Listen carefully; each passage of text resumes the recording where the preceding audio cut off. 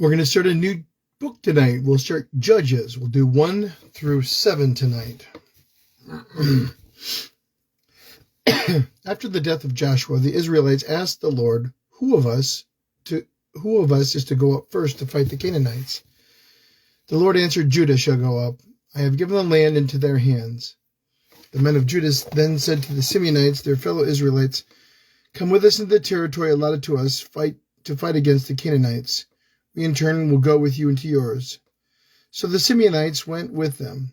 When Judah attacked, the Lord gave the Canaanites and Perizzites into their hands, and they struck down 10,000 men at Bezek. It was there they found Adoni-Bezek and fought against him, putting to rout the Canaanites and Perizzites. Adoni-Bezek fled, but they chased him and caught him and cut off his thumbs and big toes. Then Adoni-Bezek said, 70 kings with their thumbs and big toes cut off have picked up scraps under my table. Now God has paid me back for what I did to them.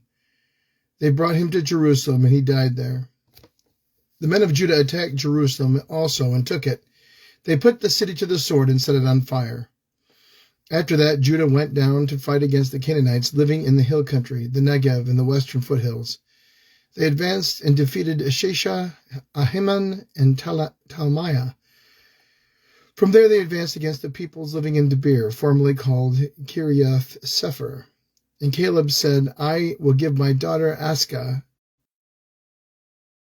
in marriage to the man who attacks and captures Kiriath Sefer. Othniel, son of Kenaz, Caleb's younger brother, took it. So Caleb gave his daughter Aksah to him in marriage. One day, when she came to Othniel, she urged him to ask her father for a field. When she got off her donkey, Caleb asked her, what can I do for you? She replied, do me a special favor, since you have given me land in the Negev. Give me also springs of water. So Caleb gave her the upper and lower springs. The descendants of Moses' father-in-law, the Kenite, went up from the city of palms with the people of Judah to live among the inhabitants of the desert of Judah in the Negev near Arad. Then the men of Judah went with the Simeonites, their fellow Israelites, and attacked the Canaanites living in Zephath, and they totally destroyed the city. Therefore it is called Hormah. Judah also took Gaza, Ashkelon, and Ekron, each city with its territory. The Lord was with the men of Judah. They took possession of the hill country, but they were unable to drive the people from the plains because they had chariots fitted with iron. As Moses had promised, Hebron was given to Caleb, who drove from it the 3 sons of Anak.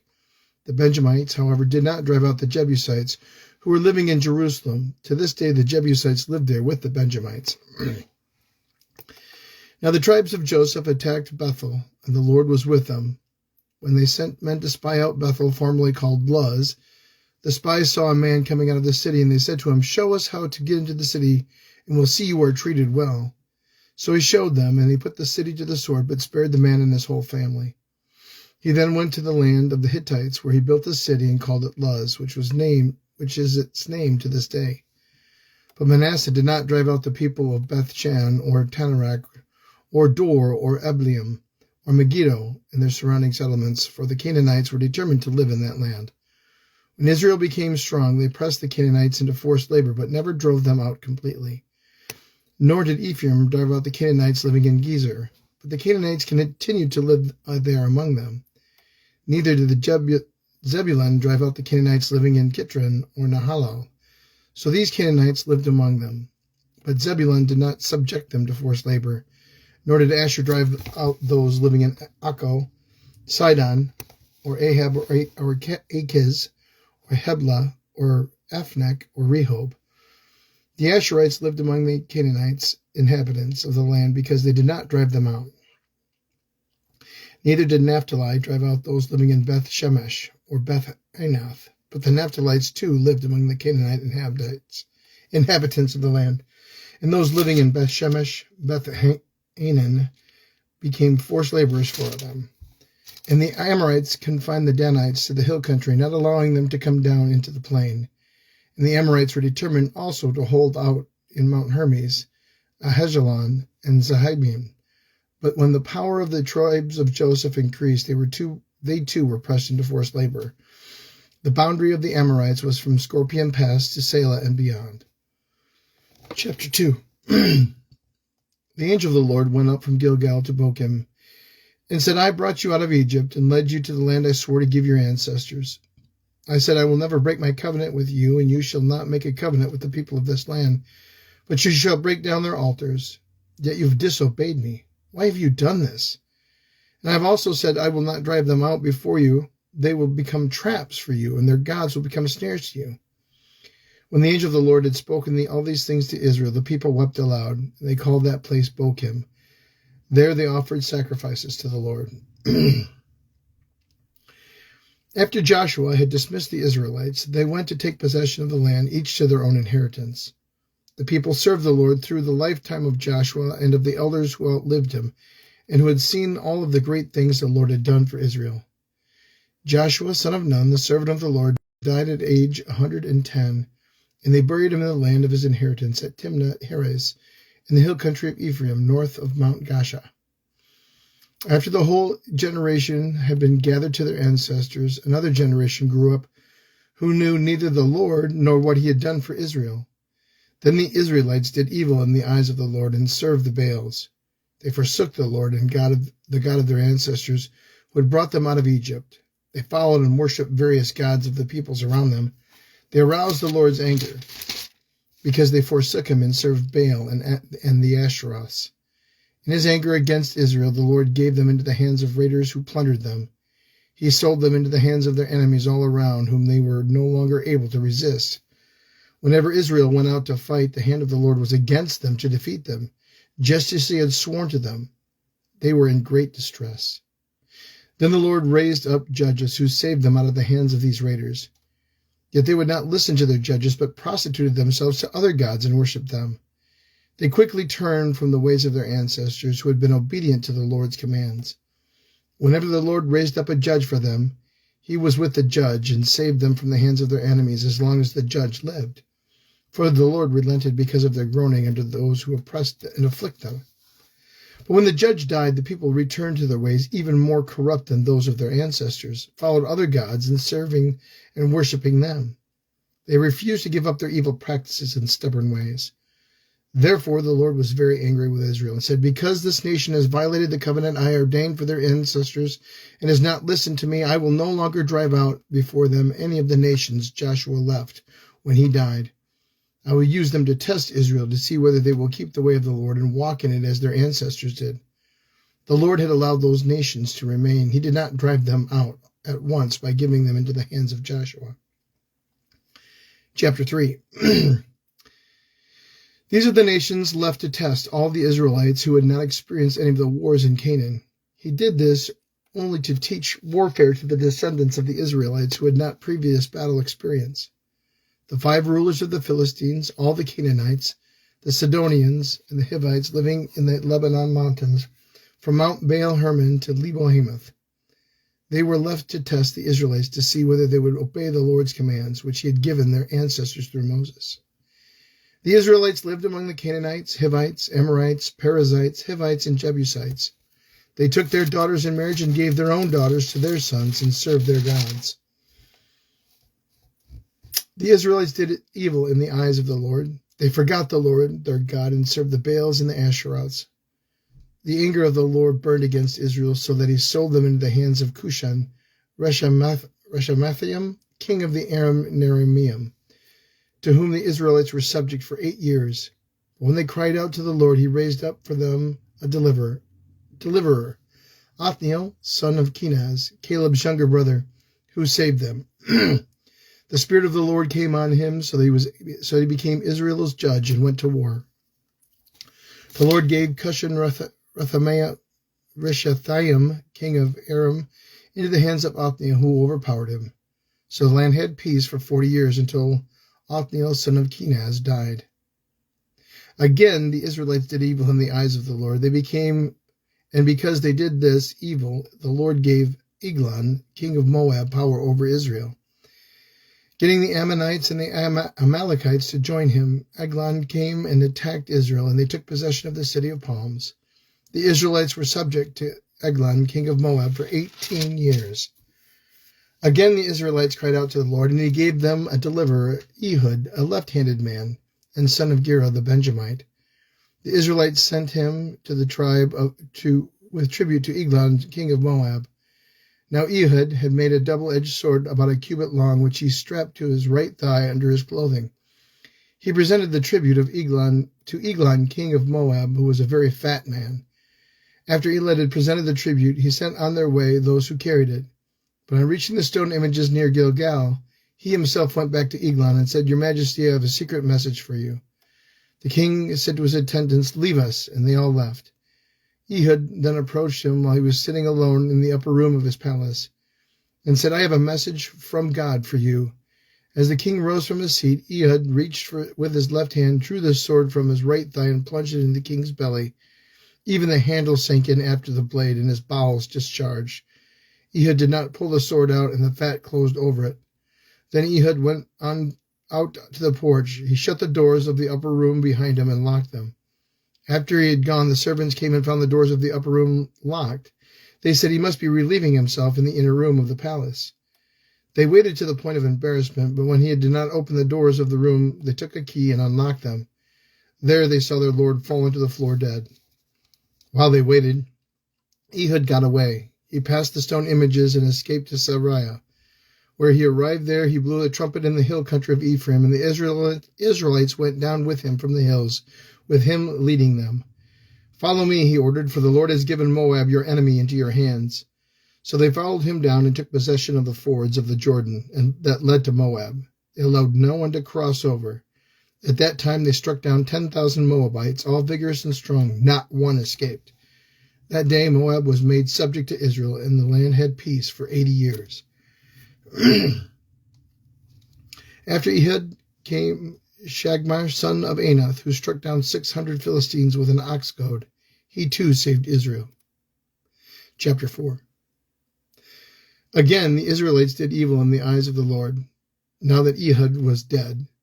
So the Lord sold them into the hand of Jabin, king of Canaan, who reigned in haste in Hareseth, because he had 900 chariots fitted with iron, and had cruelly oppressed the Israelites for 20 years. They cried to the Lord for help. Now Deborah, a prophet, the wife of Lapidoth, was leading Israel at that time. She held court under the palm of Deborah between Ramah and Bethel, in the hill country of Ephraim, and the Israelites went up to her to have their disputes decided.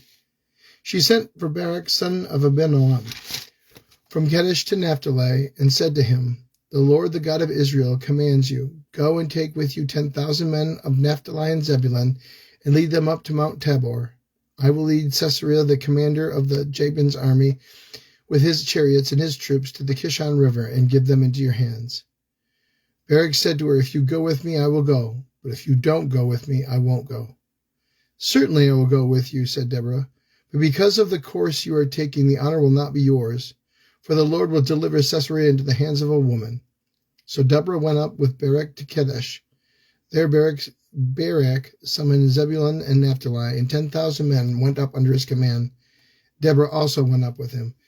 Now Heber the Kenite had left the other Kenites, the descendants of Hoab, Moses' brother-in-law, and pitched his tent by the great tree in Zaanam, near Kadesh. When they told Sisera and Barak, son of Abinoam, they had gone up to Mount Tabor, Sisera summoned the Harosheth Hagoyim in the Kishon River, all his men and his 900 chariots fitted with iron. Then Deborah said to Barak, "Go, this is the day the Lord has given Sisera into your hands. Has not the Lord gone ahead of you?" So Barak went down Mount Tabor with 10,000 men following him. At Barak's advance, the Lord routed Sisera and all his chariots and army by the sword, and Sisera got down from his chariot and fled on foot. Barak pursued the chariots and army as far as Harosheth Hagoyim, and all Sisera's troop fell by the sword; not a man was left. Sisera, meanwhile, fled on foot to the tent of Jael, the wife of Heber the Kenite, because there was an alliance between Jabin, king of Hazor, and the family of Heber the Kenite. Jael went down to meet Sisera and said to him, "Come, my lord, come right in, don't be afraid." So he entered her tent, and she covered him with a blanket. I'm thirsty, he said. Please give me some water. She opened a skin of milk and gave him a drink and covered him up. Stand in the doorway of the tent, he told her. If someone comes by and asks you, is anyone there, say no. But Jael, Heber's wife, picked up a tent peg and hammer and went quietly to him while he lay fast asleep, exhausted. She drove the pent through his temple into the ground, and he died. Just then Barak came in pursuit of Sisera, and Jael went out to meet him. Come, she said, I will show you the man you are looking for. So he went in with her, and there lay Sisera, with a tent peg through his temple, dead. On that day God subdued Jabin, king of Canaan, before the Israelites, and the hand of the Israelites pressed harder and harder against Jabin, king of Canaan, until they destroyed him. Chapter 5. On that day, Deborah and Barak, son of Abinoam, sang this song. When the princes in Israel take the lead, when the people willingly offer themselves praise to the Lord. Hear this, you kings, listen, you rulers. I, even I, will sing to the Lord. I will praise the Lord, the God of Israel, in song. When you, Lord, went out from Seir, when you marched from the land of Edom, the earth shook and the heavens poured, the clouds poured down water. The mountains quaked before the Lord, the one of Sinai, before the Lord, the God of Israel. In the days of Shagmar, son of Anath, in the days of Jael, the highways were abandoned. Travelers took to winding paths. Villagers in Israel would not fight. They held back until I, Deborah, arose, until I arose, a mother in Israel. God chose new leaders when war came to the city gates, but not a shield or a spear was seen among 40,000 in Israel. My heart is with Israel's princes, with the willing volunteers among the people. Praise the Lord. You who ride on white donkeys, sitting on your saddle blankets, and you who walk along the road, consider the voice of the singers at the watering places. They recite the victories of the Lord, the victories of his villagers in Israel. Then the people of the Lord went down to the city gates. Wake up, Deborah. Wake up, break out in song. Arise, Barak, take captives your captive son of Abinoam. The remnant of the nobles came down. The people of the Lord came down to me against the mighty. Some came from Ephraim, whose roots were in Amalek. Benjamin was the people who followed you. From Machir captains came down, from Zebulun those who bear a commander's staff. The princes of Issachar were with Deborah. Yes, Issachar was with Balak, sent under his command into the valley. In the districts of Reuben there was much searching of heart. Why did you stay among the sheep pens to hear the whistling for the flocks? In the districts of Reuben there was much searching of heart. Gilead stayed beyond Jordan, and Dan, why did he linger by the ships? Asher remained on the coast and stayed in his coves. The people of Zebulun risked their very lives. So did Naphtali in the terraced fields. Kings came, they fought. The kings of Canaan fought at Tanakh by the waters of Megiddo. They took no plunder of silver. From the heavens the stars fought. From their courses they fought against Sisera. The river Kishon swept them away, the age-old river, the river Kishon. March on, my soul, be strong.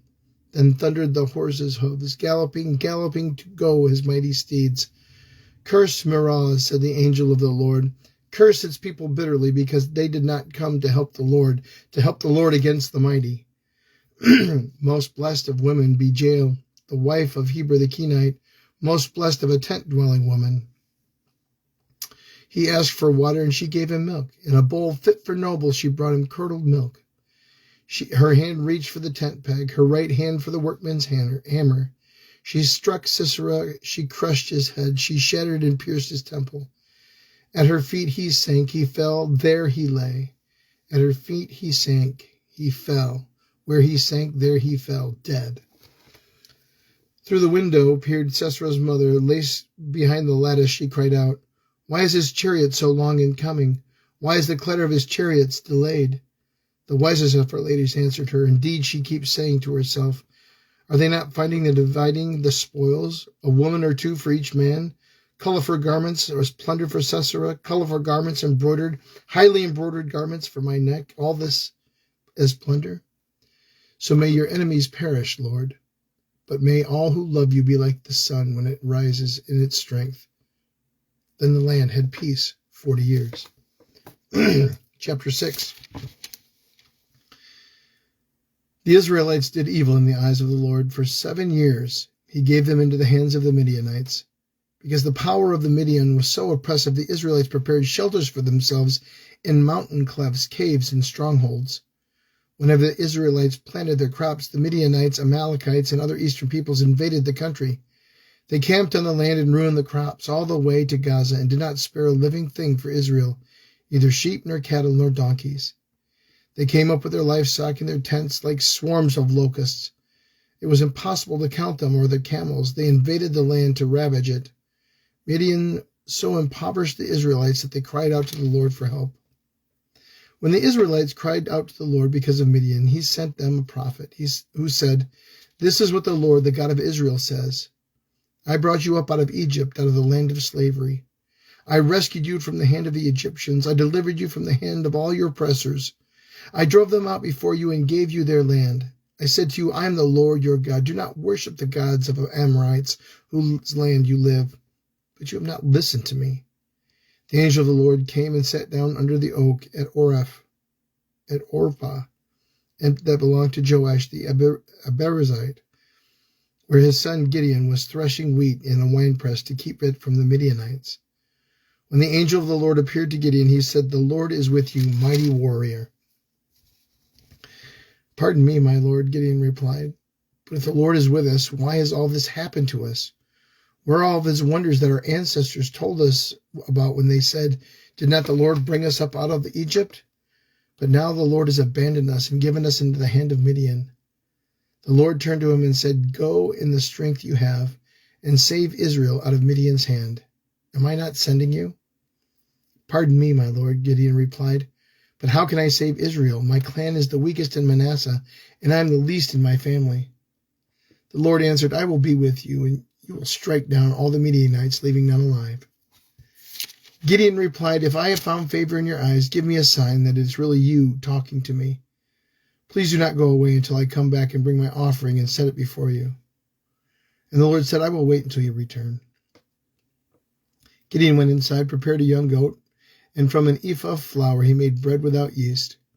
Putting the meat in a basket and its broth in the pot, he brought them out and offered them to him under the oak. The angel of the Lord said, "Take the meat and the unleavened bread, place them on this rock, and pour out the broth." And Gideon did so. Then the angel of the Lord touched the meat with the unleavened bread with the tip of his staff that was in his hand. Fire flared from the rock, consuming the meat and the bread, and the angel of the Lord disappeared. When Gideon realized that it was an angel of the Lord, he exclaimed, "Alas, sovereign Lord, I have seen the angel of the Lord face to face." But the Lord said to him, "Peace, do not be afraid. You are not going to die." So Gideon built an altar to the Lord there and called it, "The Lord is Peace." To this day it stands in Orpah of the Abiezrites. That same night the Lord said to him, "Take the second bull from your father's herd, the one 7 years old.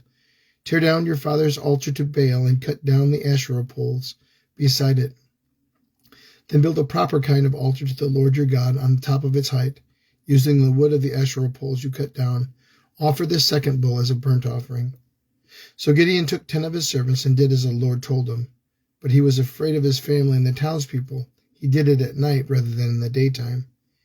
In the morning, when the people of town got up, there was Baal's altar demolished and the Asherah pole beside it cut down, and second bull sacrificed on a newly built altar. They asked each other, "Who did this?"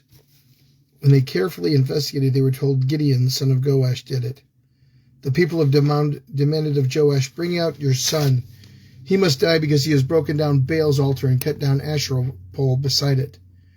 But Joash replied to the hostile crowd around him, "Are you going to plead Baal's cause? Are you trying to save him? Whoever fights for him shall be put to death by morning. If Baal really is a god, he can defend himself when someone breaks down his altar." So because Gideon broke down Baal's altar, they gave him the name Jerubbaal that day, saying, "Let Baal contend with him." Now all the Midianites, Amalekites, and other eastern peoples joined forces and crossed over the Jordan and camped in the valley of Jezreel. Then the Spirit of the Lord came on Gideon, and he blew a trumpet, summoning the Abiezrites to follow him. He sent messengers throughout Manasseh, calling them to arms, and he also called Asher, Zebulun, and Naphtali, so they too went up to meet them. Gideon said to God, if you will save Israel by my hands as you have promised, look, I will place a wool fleece on the threshing floor. If there is dew only on the fleece and the ground is dry, I will know that you will save Israel by my hand, as you said. And that is what happened. Gideon rose early the next day. He squeezed the fleece and wrung out the dew, a bowl full of water. Then Gideon said to God, do not be angry with me. Let me make just one more request. Allow me once more to test with the fleece, but this time make the fleece dry and the ground to be covered with dew. That night God did so. Only the fleece was dry and the ground was covered with dew. Chapter 7. Early in the morning, Jerubbaal, that is Gideon, and all his men camped at the spring of Harod, and the camp of Midian was north of them in the valley near the hill of Moreh. The Lord said to Gideon, you have too many men. I cannot deliver Midian into their hands, or Israel would boast against me. My own strength has saved me. Now announce to the army, anyone who trembles with fear may turn back and leave Mount Gilead. So 22,000 men left, while 10,000 remained. But the Lord said to Gideon, there are still too many men. Take them down to the water, and I will thin them out for you there. If I say this one shall go with you, he shall go. But if I say this one shall not go with you, he shall not go. So Gideon took the men down to the water. There the Lord told him, separate those who lap the water with their tongues as a dog laps from those who kneel down to drink. 300 of them drank from cupped hands, lapping like dogs. All the rest got down on their knees to drink. The Lord said to Gideon, with these 300 men that lapped, I will save you and give the Midianites into your hands. Let all the others go home. So Gideon sent the rest of the Israelites home, but kept the 300 who took over the provisions and trumpets of the others. Now the camp of Midian lay below them in the valley. During that night the Lord said to Gideon, get up, go down against the camp, because I am going to give them into your hands. If you are afraid to attack, go down to the camp with your servant Purah, and listen to what they are saying. Afterward you will be encouraged to attack the camp. So he and Purah, his servant, went down to the outposts of the camp. The Midianites, the Amalekites, and all the other eastern peoples had settled in the valley, thick as locusts. Their camels could no more be counted than sand on the seashore.